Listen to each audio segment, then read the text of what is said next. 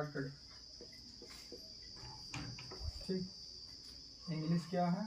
एक लैंग्वेज है, भाषा। अच्छा, भाषा के कुछ नियम होते हैं, इन्हीं नियम को हम क्या बोलते हैं? ग्रामर बोल देते हैं, व्याकरण बोल देते हैं। ठीक, भाषा है तो भाषा की शुरुआत कहाँ से होगी?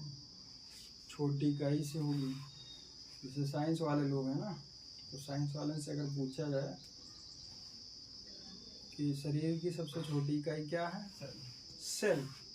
सेल मतलब कोशिका, small unit of body is cell. अब सेल से क्या बनी? टिश्यू बन जाए, बहुत सारे टिश्यू का मिला दिया जाए, क्या बनी? ऑर्गन बन जाए। और बहुत सारे ऑर्गन का मिलाए के बाद में एक ऑर्गन सिस्टम बन जाए।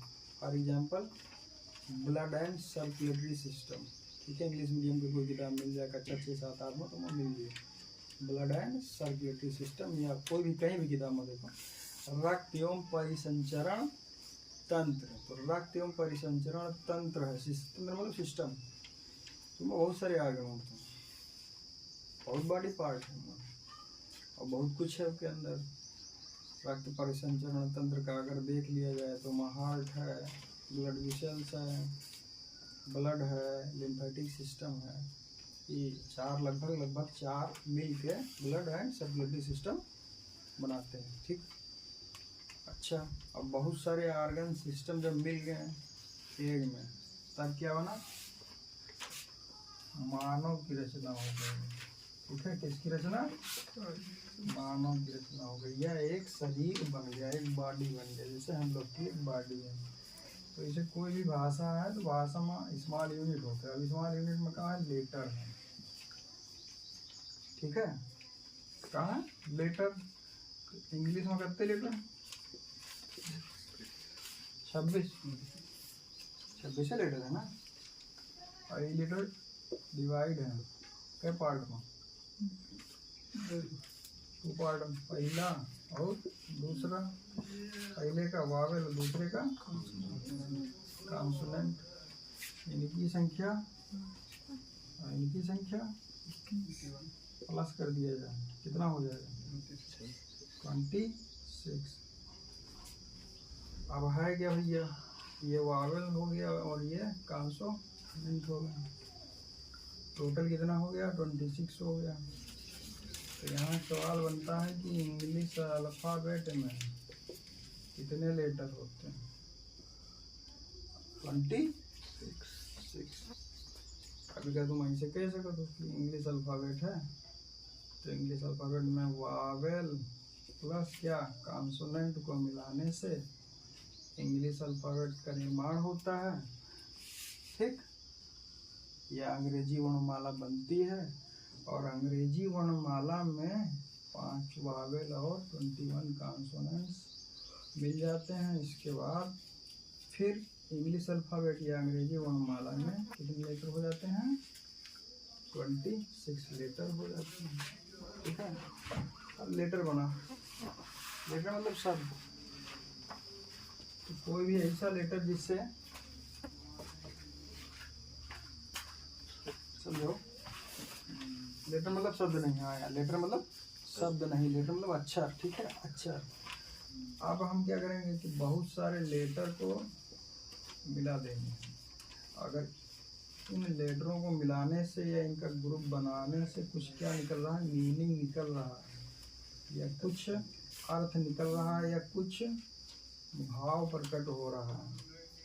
अब हम उसको क्या बोल देते हैं? शब्द बोल देते हैं। क्या बोल देते हैं? शब्द बोल देते हैं। फॉर एग्जाम्पल 1, 2 और ये 3 है। ठीक है, अब 3 में हमने रख दिया क्या? बी पहला हो गया वो, और फिर वाई। वाई से अर्थ निकलता है क्या?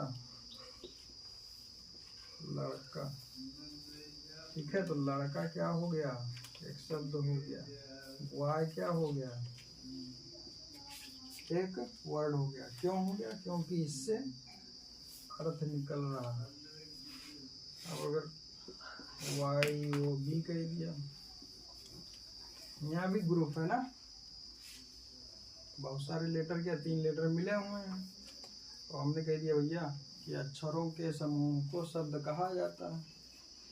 लेकिन जब अर्थ प्रकट हो या भाव प्रकट हो और केवल अक्षरों का समूह है, उससे कोई मीनिंग नहीं निकल रही है, तब हम उसको वर्ड, तो ये वर्ड है नहीं है, ऐसे शब्दों को जम्बल्ड वर्ड कहा जाता है, JUMBLED, जिनका कोई अर्थ नहीं निकलता। तो वर्ड बना भाई, क्या बना? वर्ड, एक वर्ड ही वाला है, ठीक है, मतलब का संसार, पूरी दुनिया। तो यहाँ इनके बारे में नहीं जाना, किसी के बारे में जाना थे, वर्ड के बारे में जानना। अब बहुत सारे वर्ड मिला दिए जाए, ठीक, और जब इनसे कोई मीनिंग निकले, क्या निकले? मीनिंग निकले या भाव प्रकट हो, तब हम ऐसे शब्दों के समूह को क्या कहेंगे? सेंटेंस कहेंगे। अगर हम एग्जाम्पल ले लें, एग्जाम्पल में आई एम ए बॉय, 1 2 3 और 4, कितने शब्द हो गए? 4 हो गए। अब अगर केवल हम ये कह रहे हैं आई एम, तो हैं तो 3 शब्द, लेकिन इनसे कोई भाव प्रकट नहीं हो रहा है, इसलिए ये शब्दों के समूह क्या वाक्य नहीं है। लेकिन अगर हम इसको भी मिला दें, ठीक, तो क्या होगा? भाव प्रकट हो रहा है या मीनिंग निकल रही है, इसलिए ये क्या हो जाएगा? सेंटेंस हो जाएगा। अब में समझ में आएगी?